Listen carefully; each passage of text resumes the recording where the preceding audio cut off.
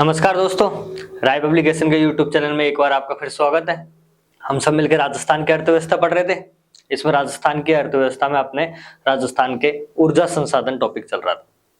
ऊर्जा संसाधन के अंदर अपन ने राजस्थान के ऊर्जा संसाधनों में जो सबसे पहले वर्गीकरण जो ऊर्जा संसाधनों का होता है, बेसिक जो होता है आपके, वो देखा था। उसमें अपन ने परंपरागत ऊर्जा स्रोत और गैर परंपरागत ऊर्जा स्रोत देखे राजस्थान में जो जो उपलब्ध है। परंपरागत ऊर्जा स्रोतों में अपन ने देखा कि ये सीमित होते हैं, प्रकृति के माध्यम से अपन को प्राप्त होते हैं। जैसे कोयले से तापीय ऊर्जा हो गई आपके, परमाणु ऊर्जा हो गई आपके, फिर आपके पेट्रोलियम और ये सारी प्राकृतिक गैस और ये सब अपने इसमें पढ़े थे। एक जल विद्युत ऊर्जा का हल्का सा चलता है कि सर ये परंपरागत है या गैर परंपरागत है, तो कहीं तो ये आपके परंपरागत में लिखा मिलता है, कहीं आपके गैर परंपरागत में लिखा मिलता है। वैसे ही अपने परंपरागत ऊर्जा स्रोत है। थोड़ा सा अगर ध्यान से देखोगे आप तो परंपरागत ऊर्जा स्रोत ज्यादा है। और रिन्यूएबल एनर्जी जो होती है, नवीनीकरणीय और अनवीनीकरणीय होती है, तो इसमें पूरा ये नवीनीकरणीय एनर्जी पा जाता है। ठीक है, सॉरी, नवीनीकरणीय एनर्जी पा जाता है। फिर अपन ने गैर परंपरागत ऊर्जा स्रोत देखा था। गैर परंपरागत ऊर्जा स्रोतों में अपन ने सौर ऊर्जा, बायोमास और पवन ऊर्जा, इन सब के बारे में अपन ने बात की, जवारी ऊर्जा के इनके बारे में। फिर नवीनीकरणीय के लिए देखा था अपन ने। इनमें से एक ही बेसिक डिफरेंस होता है। जैसे परंपरागत ऊर्जा स्रोत में आपके जल विद्युत ऊर्जा आती है, इधर अनवीकरणीय के अंदर, नॉन रिन्यूएबल के अंदर आपकी जल विद्युत ऊर्जा आती है। ठीक है, बस एक जल विद्युत ऊर्जा का ही इनमें डिफरेंस होता है, बाकी का सारा ऐसे कैसे सेम होता है। जो आपके परंपरागत के अंदर देखने को मिलेंगे वो आपके अनवीकरणीय के अंदर आ जाते हैं, और जो आपके गैर परंपरागत के अंदर देखने को मिलता है वो आपके नवीकरणीय के अंदर आ जाता है। इनको अपन ने बहुत बेसिक देख लिया था। आपको डिस्क्रिप्शन में वीडियो मिल जाएगी, वहां से आप देख लेना। फिर इसके बाद अपन ने तापीय ऊर्जा के संयंत्रों के बारे में बात की थी राजस्थान में। इनमें अपन ने तापीय ऊर्जा के सारे संयंत्र देखे थे राजस्थान में, कौन के कहाँ है। ठीक है, जिसमें सूरतगढ़ के बारे में बात की, छबड़ा वाले के बारे में बात की अपन ने। फिर देखा थर्मल और ये सब कुछ क्या होते हैं। इसके आगे कल अपन ने बात की थी परमाणु एटॉमिक एनर्जी के ऊपर, जो जो आपके परमाणु संयंत्र, इनके बारे में बात कर ली थी। जिसमें आपके रावत बाटे वाला मैन है, इंडिया का दूसरा है। तारापुर में इंडिया का पहला था। यूरेनियम बेस पे इंडिया का पहला आपका कौन सा है, रावत बाटा वाला ही है। अपने बांसवाड़ा में माही नदी के किनारे अभी दूसरा प्रस्तावित है। ठीक है, बना अभी आपके, कंप्लीट अभी हुआ नहीं है। यहां तक अपन बात कर चुके थे। परंपरागत ऊर्जा स्रोत सारे बात कर लिए थे। फिर अपन ने जल विद्युत ऊर्जा पढ़ना चालू किया था। जल विद्युत ऊर्जा में अपन ने सबसे पहले जो चंबल की नदी के किनारे अपने 4 बांध बंधे हुए हैं चंबल नदी पे, उनमें से 3 आपके राजस्थान में, उनमें से भी राजस्थान के अंदर के 2 और चंबल नदी पे 4 में से 3 बांधों के अंदर आपके जल विद्युत ऊर्जा उत्पन्न की जाती है। सिर्फ कोटा बैराज में आपके जल विद्युत ऊर्जा उत्पन्न नहीं की जाती, ये मैंने आपको बताया था। इसके अलावा गांधी सागर में, जो मध्य प्रदेश में पड़ता है, राणा प्रताप सागर में, और आपके कोटा वाले में, तीनों में ही ये आप तीनों में ही आपके की, सॉरी, कोटा में जो जवाहर सागर है उसके द्वारा की जाती है, ना कि कोटा बैराज के द्वारा की जाती है। ठीक है, ये अपन ने पढ़ लिया था। फिर इसके अलावा भाखड़ा नागल बांध योजना की अपन ने बात की थी। 3 राज्यों की संयुक्त परियोजना है भाखड़ा नागल। किस किस की, पंजाब, हरियाणा और राजस्थान। फिर उसके बाद ब्यास नदी वाली परियोजना, वो भी आपके 3 राज्यों की संयुक्त परियोजना है, पंजाब, हरियाणा और राजस्थान की। ठीक है, अब जो अपन वीडियो में स्टार्ट करने जा रहे हैं आज, आपके इंदिरा गांधी नहर परियोजना। ये भी आपके 3 राज्यों की संयुक्त परियोजना है। कौन कौन से 3 राज्य, पंजाब, राजस्थान आपका और हरियाणा, तीनों की ये संयुक्त परियोजना है ये भी। ठीक है, कौन कौन सी, ब्यास हो गई एक अपने, ब्यास के बाद भाखड़ा नागल संयुक्त थी। भाखड़ा नागल में राजस्थान का हिस्सा कितना था, जल्दी से बताओ, 15.2% हिस्सा था अपना। हिस्सा जरूर याद रखना आपने। ठीक है, और जो ब्यास परियोजना पढ़ी थी अपन ने, ब्यास परियोजना के अंदर कितना था, एक जगह तो 58.5 था पोंग बांध के अंदर, और दूसरी जगह आपके 20% था। तो एक जगह तो कितना था, 58.5, 58.5% था, और एक जगह आपके महर झील, महर के अंदर तो आपके 20% था, और पोंग बांध में आपका 58.5% था। वहीं भाखड़ा नागल में आपका हिस्सा कितना था, तो भाखड़ा नागल के अंदर हिस्सा था आपका 5.2%। ठीक है, ये अपन देख लेते हैं। अब अपन पढ़ते हैं इंदिरा गांधी नहर परियोजना। इंदिरा गांधी नहर परियोजना में देखो, ये नहर जो आ रही है वो 3 राज्यों की संयुक्त परियोजना है। ये भाखड़ा नांगल और ब्यास की तरह आपके नहीं है कि जो विद्युत वहां पे उत्पन्न हो रही है वो भी आपके तीनों राज्यों में बंटवारा किया जाएगा, इसका हिस्सा ऐसे आपके 15.2 या फिर 58% ऐसा आपका हिस्सा होगा, ऐसा नहीं है इसके अंदर। इसके अंदर पानी का डिवाइडेशन है, जो इंदिरा गांधी अपनी नहर आ रही है, आप सभी देखते होंगे और पढ़ा भी होगा आपने, हनुमानगढ़ के अंदर हनुमानगढ़ से अपने राजस्थान में प्रवेश करती है, ठीक है, और पूरा पश्चिमी राजस्थान इससे पानी आपके प्राप्त करता है।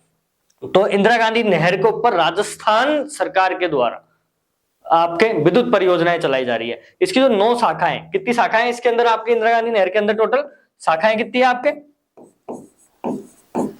जो आपकी 9 शाखाएं, इन 9 शाखाओं में से आपके पुंगल शाखा पे, सूरतगढ़ शाखा पे और चारनी वाली शाखा के ऊपर, 3 के ऊपर, किस पे, पुंगल शाखा, सूरतगढ़ शाखा और चारनी वाली शाखा, इनके ऊपर आपके 2 और 1 परियोजना चल रही है, मतलब टोटल 5 परियोजनाएं आपके चल रही है। इसमें आपके 22,000 किलोवाट बिजली का उत्पादन किया जा रहा है इसके द्वारा। आपका कितना, 22,000 किलोवाट बिजली का उत्पादन आपके किया जा रहा है इंदिरा गांधी नहर परियोजना के द्वारा। तीनों राज्यों की संयुक्त परियोजना है।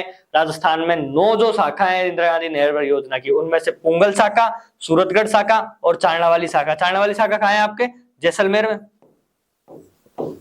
ठीक है। सूरतगढ़ शाखा कहाँ है, सूरतगढ़ गंगानगर के अंदर ही है, तो सूरतगढ़ शाखा और पुंगल शाखा आपके, इनके अंदर आपके 2+2 1 मतलब टोटल 5 संयंत्र लगे हुए हैं जो आपके 22,000 किलोवाट एनर्जी प्रोड्यूस करते हैं, ठीक है। इससे रिलेटेड समझ में आया। देखो नहरों में और सिंचाई परियोजनाओं में तो अपन इसको पढ़ते हैं, परंतु जल विद्युत में भी इसका उपयोग है आपके, और जल विद्युत में अपने लिए इतना इंपॉर्टेंट है, तीनों राज्यों की संयुक्त परियोजना है। 9 शाखाओं में से 3 शाखाओं के अंदर इसका विद्युत का उत्पादन किया जाता है। 3 में से भी कौन सी, पुंगल, सूरतगढ़ और चारना वाली के अंदर, ठीक है। आगे बढ़े जल विद्युत में। फिर आती जल विद्युत में आपके नर्मदा घाटी परियोजना। नर्मदा घाटी परियोजना ये भी संयुक्त परियोजना है। ये किस किस की संयुक्त परियोजना है, एमपी, मध्य प्रदेश और राजस्थान की। आपके मध्य प्रदेश और राजस्थान की संयुक्त परियोजना है आपके नर्मदा घाटी परियोजना, ठीक है। तो अब इसमें अपने हिस्सा, क्योंकि ये नर्मदा घाटी परियोजना पूरी एमपी में ही स्थापित है, अपन वहां से सिर्फ अपने एनर्जी लेते हैं, और अपन अभी एनर्जी विद्युत के संकल्प में ही पढ़ रहे हैं। तो राजस्थान को 100 मेगावाट एनर्जी इससे प्राप्त होती है। कितनी, 100 मेगावाट एनर्जी किससे प्राप्त होती है, अपने नर्मदा घाटी परियोजना से। तो नर्मदा घाटी परियोजना में इतना ही याद रखना है, एमपी और राजस्थान की संयुक्त परियोजना है, 100 मेगावाट एनर्जी अपन को इससे प्राप्त होती है। एक क्वेश्चन इससे ज्यादातर ये पूछा जाता है कि राजस्थान के कौन कौन से जिले इस परियोजना से आपके लाभान्वित है। तो आप जब राजस्थान का मैप देखते होंगे तो एमपी का हिस्सा आपके यहाँ भरतपुर से लेके और इधर बांसवाड़ा तक आपको लगता है। तो अगर आप सोचोगे कि ये भरतपुर से लेकर बांसवाड़ा तक के आसपास के जो आपके जिले हैं ये इससे लाभान्वित होंगे, ऐसा नहीं है। ये क्वेश्चन ही एग्जाम में इसलिए आपसे पूछा जाता है कि इससे नर्मदा घाटी परियोजना से कौन कौन से जिले आपके लाभान्वित होते हैं। देखो ये वाला जो आपका हिस्सा है ये लाभान्वित होता है, बाड़मेर, सिरोही और जालौर, 3 जिले है ना। देखो या तो आपके उदयपुर के साइड में सिरोही पड़ता है, या आपके जालौर पड़ता है, और इस जगह आपके बाड़मेर पड़ता है। तो ये जो 3 जिले हैं ये इससे लाभान्वित होते हैं। मैं जो समझाना चाह रहा हूँ वो आप समझे। नर्मदा घाटी परियोजना राजस्थान और एमपी के बीच की परियोजना है, 100 मेगावाट अपन को इससे बिजली मिलती है, इतना याद रखना है। 2 पॉइंट। फिर तीसरा पॉइंट याद रखना है कि राजस्थान के कौन कौन से जिले इससे लाभान्वित होते हैं। तो राजस्थान के बाड़मेर, सिरोही और जालौर इससे लाभान्वित होते हैं, ना कि एमपी से बॉर्डर जिलों से लगता है वो लाभान्वित होते हैं। लाभान्वित मतलब इन जिलों को विद्युत मिलती है, इस परियोजना के थ्रू बिजली मिलती है आपको, ठीक है। याद रखे इतना। आगे बढ़े तो अपन आगे देखते हैं कौन सी आपके राजस्थान में। अब देखो मोटी मोटी तो अपन ने सारी पढ़ ली आपके, लगभग सभी देख ली अपन ने मोटी मोटी जो जो आपके जल विद्युत परियोजनाएं थी। कल भी देखी थी अपन ने माई नदी और इनसे रिलेटेड। अब अपन जो देखते हैं 1 लाइनर क्वेश्चन इनसे आते हैं, जैसे आपके जाखम परियोजना। जाखम परियोजना कौन से जिले में आपके चल रही है, कौन से जिले में आपके चल रही है। जाखम बांध है कहाँ, जाखम नदी कहाँ है। जाखम नदी आपके माही नदी की सहायक नदी है, और कहाँ पे बहती है आपके प्रतापगढ़ से लेके और आपके माही नदी में जाके मिल जाती है बांसवाड़ा के अंदर, ठीक है।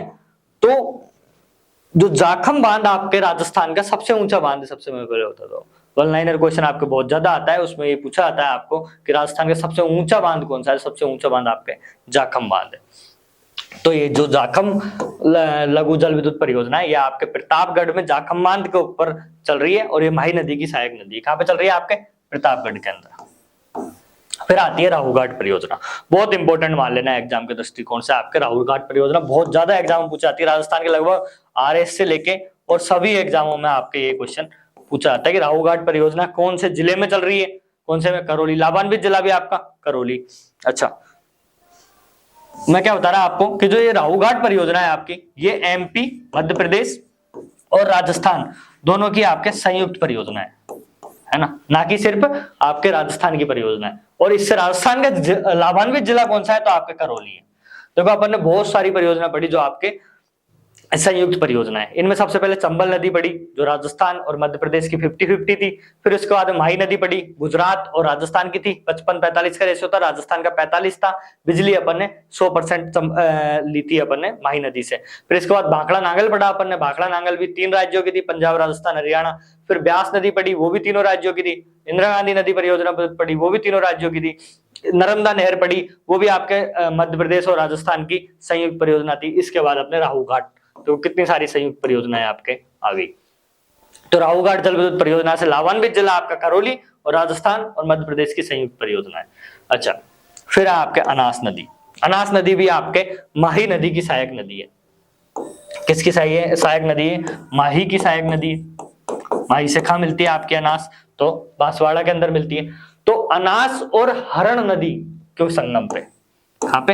अनास और हरण नदी के संगम पे आपके अनास जल विद्युत परियोजना चल रही है बांसवाड़ा के अंदर। कहां पे? बांसवाड़ा में चल रही है। तो सीधा सीधा क्वेश्चन आपसे डायरेक्ट एक ही पूछा जाता है एग्जाम में ज्यादातर कि अनास परियोजना आपके कौन से जिले में चल रही है? कौन से में चल रही है? आपके बांसवाड़ा के अंदर चल रही है। कहां पे? बांसवाड़ा के अंदर। ठीक है, आगे बढ़े। तो ये यहाँ पे आपके सारी जल विद्युत परियोजनाएं मुख्य मुख्य खत्म हो जाती है। अब इसका आगे अपन बढ़ते हैं।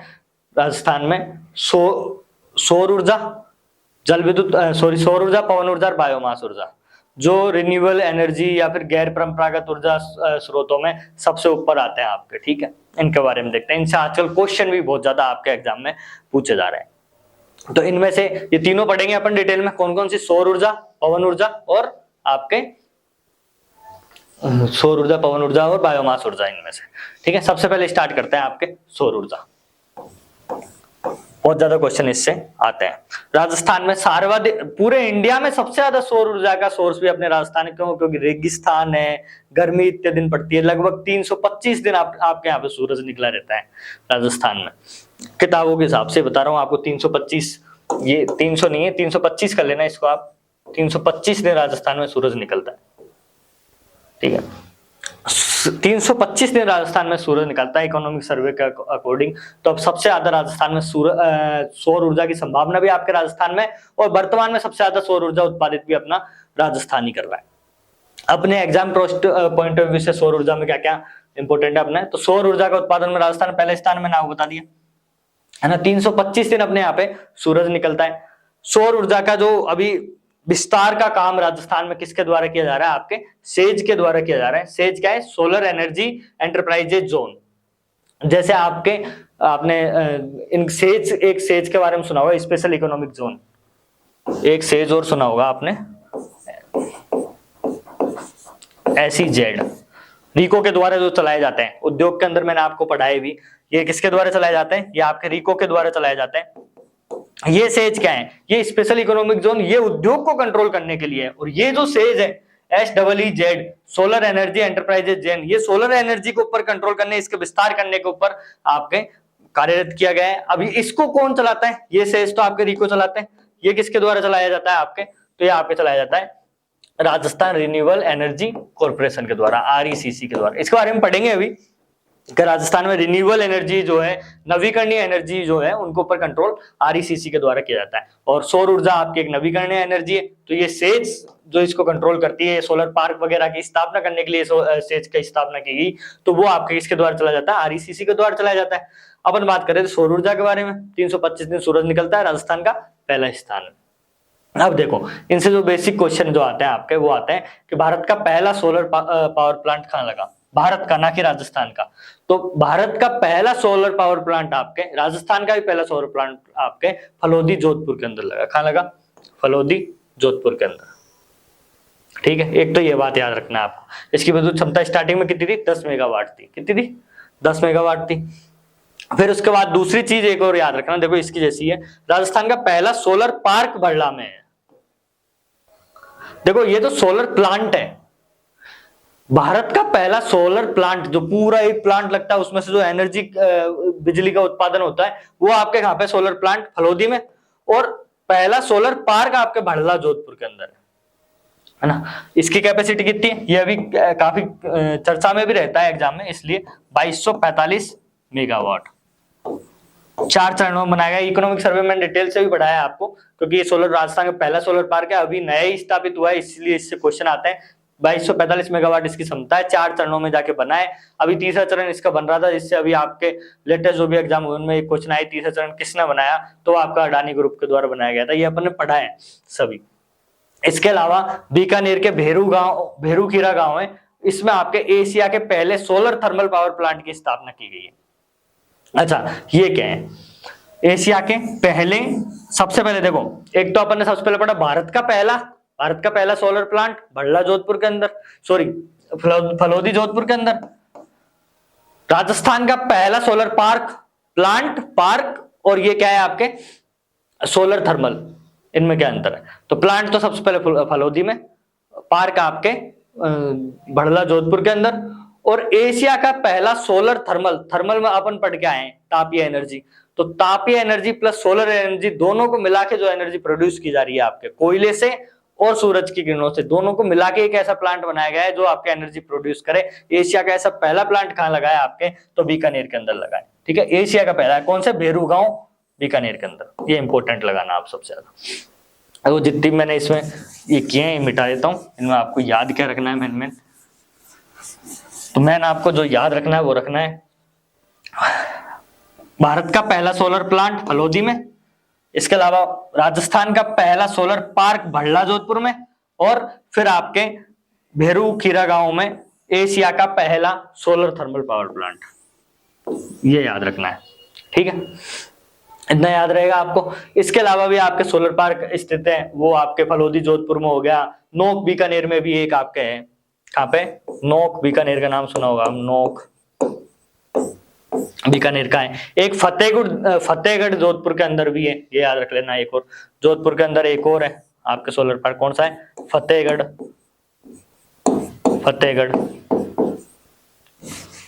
याद लिख देता हूं मैं, फतेहगढ़ में। ठीक है, तो देखो सोलर पार्क कहाँ का है आपके? फलोदी में, 2245 का मैंने आपको बता दिया। इसके अलावा आपके फलोदी के अलावा भड़ला के अंदर, फलोदी में, भड़ला में, फतेहगढ़ जोधपुर के अंदर, और नोक बीकानेर के अंदर आपके ये पावर प्लांट सोलर पार्क है। इसके अलावा भेरू गांव में आपके सोलर थर्मल, दोनों से, कोयले से और सोलर से, दोनों से बनने वाला आपका प्लांट लगा है। और भारत का पहला सोलर प्लांट फलोदी में आपके हो ही गया। इसके अलावा थोड़ा सा और सौर ऊर्जा के बारे में, नीतियों के बारे में जान लेते हैं, उनसे भी आपके क्वेश्चन एग्जाम में आते रहते हैं। तो पहली सौर ऊर्जा नीति कब आई थी? कौन सी? फर्स्ट सौर ऊर्जा नीति। तो ये कब आई थी आपके? ये आई थी 2011 में। अभी लेटेस्ट कब आई है? थर्ड आई है अभी, वो आई है आपके 2019 में। ये याद रखना। 2019 वाली में क्या कहा गया है? कौन कौन से पॉइंट आपके कहे गए हैं 2019 वाली में? तो इसमें क्या रखा गया है? 2024-25 तक, 2024-25 तक राजस्थान के बारे में, राजस्थान 30 मेगा वोट आपके उत्पादन करने लग जाएगा। ठीक है, 30 गीगावाट, ना कि मेगावाट। ठीक है, 30 गीगावाट आपके बिजली का उत्पादन करने लग जाएगा राजस्थान। अच्छा, राजस्थान की क्षमता कितनी है सौर ऊर्जा में? राजस्थान की आपकी क्षमता कितनी है? तो 142 गीगावाट। कितनी? 142 गीगावाट आपका। ठीक है, इतना याद रहेगा। सौर ऊर्जा के बारे में अपन ने क्या क्या पढ़ा है यहाँ पे? देखो, सौर ऊर्जा नीति पहले 2011 में आपकी तीसरी नीति जो अभी लेटेस्ट आई 2019 के अंदर, इसमें अपने 2024-25 तक अपन को टारगेट रखा गया है कि 30 गीगावाट का उत्पादन करेंगे अपन। और राजस्थान में टोटल क्षमता कितनी है इंपोर्टेंट लगा लेना आप, बहुत इंपोर्टेंट रहता है कितनी क्षमता है राजस्थान में, तो आपके 142 गीगावाट की क्षमता है आपके राजस्थान की। ठीक है, ये सौर ऊर्जा में अपन ने पढ़ लिया। 325 दिन सूरज रहता है और कौन कौन से पहले प्लांट कहाँ खोले गए। अब आते हैं अपन पवन ऊर्जा के ऊपर। ठीक है, क्या पवन ऊर्जा में राजस्थान का कौन कौन से प्लांट खोले गए, नीति कब आई, ये सब देखते हैं। देखो पवन ऊर्जा, पवन चक्की जो अपन ने देखा है इससे बनाई जाती है। पवन चक्की जो घूमती है आपकी, इसके द्वारा पवन ऊर्जा बनाई जाती है। ठीक है, राजस्थान में इनसे सबसे ज्यादा क्वेश्चन जो आपके पूछा जाता है पवन ऊर्जा से, तो वो यही पूछा जाता है कि पहला संयंत्र कहाँ लगा, कौन कौन सी जगह आपके संयंत्र लगे हुए हैं। क्योंकि पवन ऊर्जा के बहुत ज्यादा जगह आपके संयंत्र लगे नहीं हुए। और इसके अलावा पहला निजी संयंत्र कहाँ लगा, तो पहला संयंत्र था आपके अमर सागर बीकानेर के अंदर, अमर सागर जैसलमेर के अंदर लगा। अमर सागर जैसलमेर, कहाँ पे, जैसलमेर के अंदर लगा। ये इसमें थोड़ा सा कंफ्यूजन है, ये आपके दोनों जगह लिखा दिख जाएगा। 1999 भी देखने को मिल जाएगा और 2000 भी देखने को मिल जाएगा। एक जगह बोर्ड ने आपके 1999 भी आंसर सही माना था और एक बार आपके 2020 का आंसर सही माना था। मैंने आपको दोनों ही चीजें बता दूं। ये कहाँ पे आपके अमर सागर जैसलमेर में अंदर, जैसलमेर में आपके पहला पवन ऊर्जा संयंत्र लगाया गया था। और वो आपके 2000 और 1999 जो भी आपके डेट आए उनमें याद रखना ज्यादा सही कौन सी है, तो ज्यादा सही आपके इकोनॉमिक सर्वे में तो ये लिख रखी है। कौन सी लिख रखी है, 2000 के अंदर अमर सागर 2000, अमर सागर जैसलमेर में सन 2000 में आपके पहला पवन ऊर्जा संयंत्र लगा था। अच्छा, फिर पहला निजी संयंत्र कब लगा था, निजी मतलब प्राइवेट तौर पे पहला पवन ऊर्जा संयंत्र कब लगा था, तो पहला निजी, फर्स्ट जो निजी संयंत्र है वो लगा आपके बड़ा बाग में, बड़ा बाग के अंदर। और ये बड़ा बाग भी कहां पड़ता है आपके जैसलमेर में, ये भी आपके जैसलमेर के अंदर पड़ता है। तो देखो पहला पवन ऊर्जा का संयंत्र तो आपके लगा अमर सागर जैसलमेर में और पहला निजी लगा बड़ा बाग जैसलमेर के अंदर। इसके अलावा आपके देवगढ़ में, फलोदी में, इनमें भी आपके पवन ऊर्जा के संयंत्र हैं। अब देखो इसके अलावा क्या क्वेश्चन आते हैं अपने लिए, तो जैसे अपन ने देखा सौर ऊर्जा की क्षमता राजस्थान में कितनी है, कितनी क्षमता है टोटल अपन ने देखा 142 गीगावाट क्षमता है राजस्थान में भी पड़ा। वैसे पवन ऊर्जा की टोटल क्षमता कितनी है राजस्थान में, पवन ऊर्जा की क्षमता आपके 127.75 गीगावाट। इतनी एनर्जी अपन राजस्थान में पवन ऊर्जा से प्रोड्यूस कर सकते हैं, पवन चक्की के द्वारा प्रोड्यूस कर सकते हैं। ठीक है, इसके अलावा एक क्वेश्चन और है आपके ये पवन ऊर्जा से रिलेटेड कि पवन ऊर्जा की नीति कब आई थी, तो पवन ऊर्जा की नीति आई थी आपके फर्स्ट पवन ऊर्जा नीति, फर्स्ट पवन ऊर्जा नीति जो आई आपके वो आई थी 2012 के अंदर। और अभी जो लेटेस्ट आई है वो तो हाइब्रिड नीति आई थी सौर ऊर्जा और पवन ऊर्जा की साथ में, तो वो कब आई थी आपके 2019 के अंदर। कब आई थी, 2019 के अंदर आई थी आपके। ठीक है, ये दूसरी थी, उधर वो सेकंड थर्ड थी ना, ये दूसरी नीति थी आपकी पवन ऊर्जा से रिलेटेड।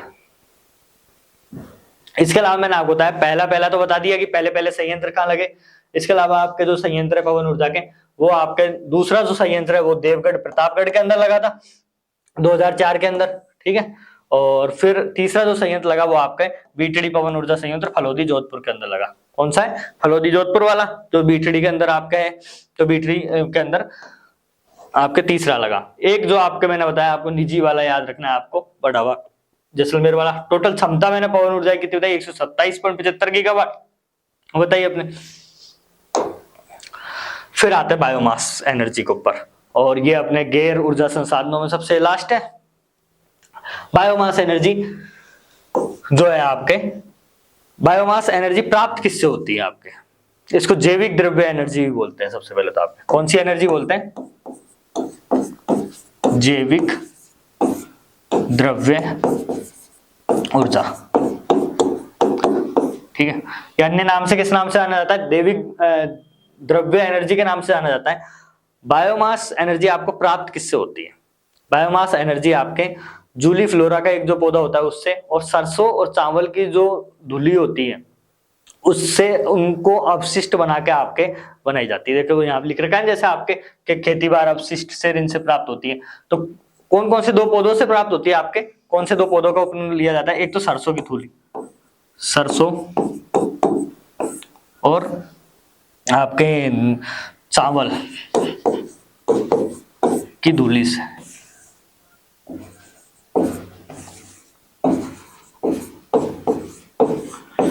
और एक जोली फ्लोरा के पौधे से। किससे? दूसरा क्या है आपके, जोली फ्लोरा का जो पौधा होता है इससे। तो एक तो आपके सरसों की थूली और एक आपके जोली फ्लोरा के पौधे से आपके बायोमास एनर्जी प्रोड्यूस की जाती है। अच्छा, ये जो सरसों और चावल है ये आपके पता है आपको उत्तरी राजस्थान में बहुत ज्यादा होता है ना। राजस्थान का जो उत्तरी मैदानी हिस्सा है उसके अंदर ज्यादा होता है, उत्तरी पूर्वी मैदानी हिस्सा है इसके अंदर। और वहीं आपके जूली फ्लोरा का पौधा है वो आपके दक्षिणतम राजस्थान में ज्यादा देखने को मिलता है आपको।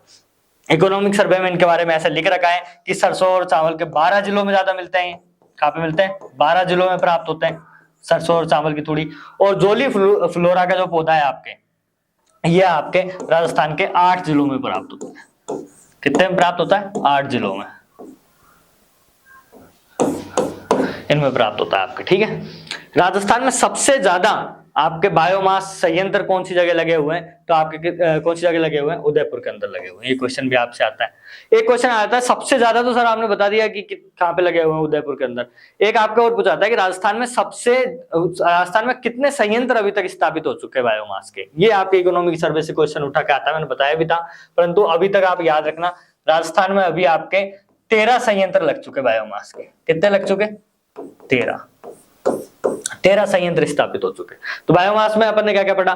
देखो, जैविक द्रव्य एनर्जी भी बोलते हैं, सरसों और चावल की थूली और जोली फ्लोरा के पौधे से प्राप्त होता है। सरसों और चावल की थूली आपके उत्तरी पूर्वी मैदानी प्रदेश में 12 जिलों में ज्यादा मिलती है, और जोली फ्लोरा का पौधा आपका 8 जिलों में प्राप्त होता है ना। इसके अलावा सबसे ज्यादा संयंत्र आपके उदयपुर में स्थापित है, और राजस्थान में टोटल 13 संयंत्र अभी तक स्थापित हो चुके हैं बायोमास एनर्जी से। अब एक इसके बारे में आपके जो क्वेश्चन बचते हैं वो नीति से बचते हैं। तो देखो, अपन ने सौर ऊर्जा की नीति देखी कब भाई 11 में, पवन ऊर्जा की नीति देखी कब भाई 12 में।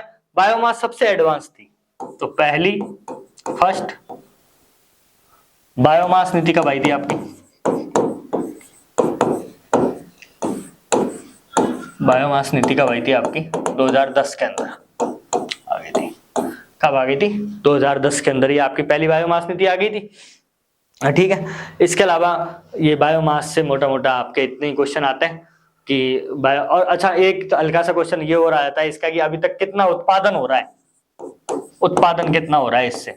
तो अभी इस बार के इकोनॉमिक सर्वे के अनुसार आपके 30 मेगावाट का उत्पादन राजस्थान में बायोमास से आपके देखने को मिलता है अपन को। ठीक है, तो ये लगभग बायोमास से रिलेटेड सारे टॉपिक अपन ने पढ़ लिए।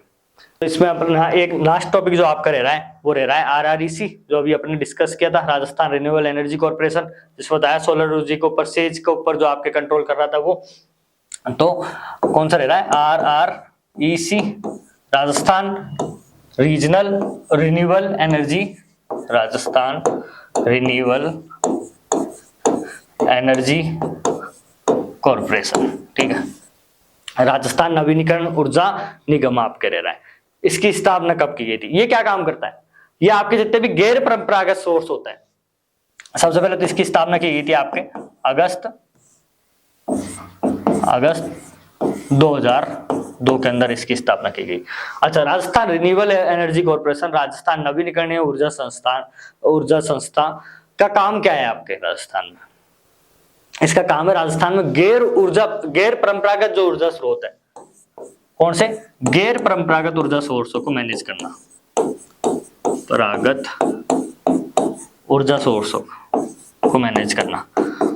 ठीक है, गैर परंपरागत ऊर्जा स्रोत के दो या फिर नवीनीकरणीय ऊर्जा स्रोत के दो, इसलिए इसके नाम में भी ये देख लो आपके राजस्थान नवीनीकरणीय ऊर्जा निगम, आपके इसका नाम यही है हिंदी में, राजस्थान रीजनल एनर्जी कॉर्पोरेशन। अगस्त 2002 के अंदर बना था। गैर परंपरागत या फिर रिन्यूएबल एनर्जी, नवीनीकरणीय ऊर्जा जो स्रोत होता है, इनको पर कंट्रोल करने का कार्य आपके कौन करता है? यही RREC करता है।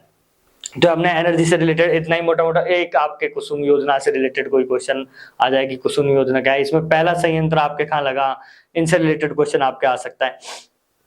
और तो बाकी का अपन ने लगभग सारे इसके अंदर डिस्कस कर लिए, पूरी एनर्जी को कवर कर लिया सारे। जैसे देखो, जल विद्युत ऊर्जा को पूरे डिटेल में पढ़ा, तापीय ऊर्जा को पूरे डिटेल में पढ़ा, सौर ऊर्जा वगैरह इनके भी अपन ने इकोनॉमिक सर्वे के डाटा ले लो आगे, पूरा ही डिटेल में पढ़ा। अगर आपको ये वीडियो और ये सब कुछ ऐसे पसंद आ रहा हो तो वीडियो को प्लीज लाइक शेयर और सब्सक्राइब कर देना। धन्यवाद आपका।